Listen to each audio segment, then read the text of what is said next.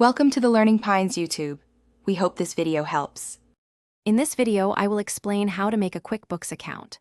First, you'll need to decide which QuickBooks product best suits your business, whether it's online, desktop, or self-employed. Then, head over to the official QuickBooks website to start the registration process. You'll be prompted to enter some basic information about your business to get things rolling smoothly.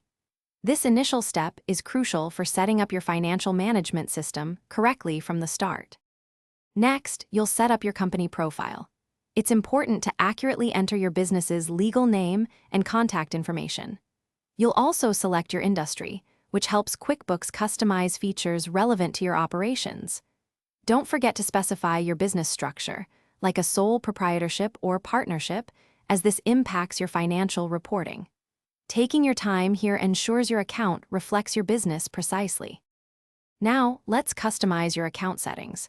You'll want to configure your chart of accounts to align with your specific financial categories.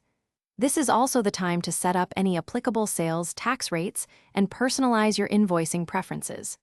A key step for efficiency is connecting your bank accounts, allowing QuickBooks to automatically import transactions. This saves significant time and reduces manual data entry. Finally, it's time for initial data entry and planning your next steps.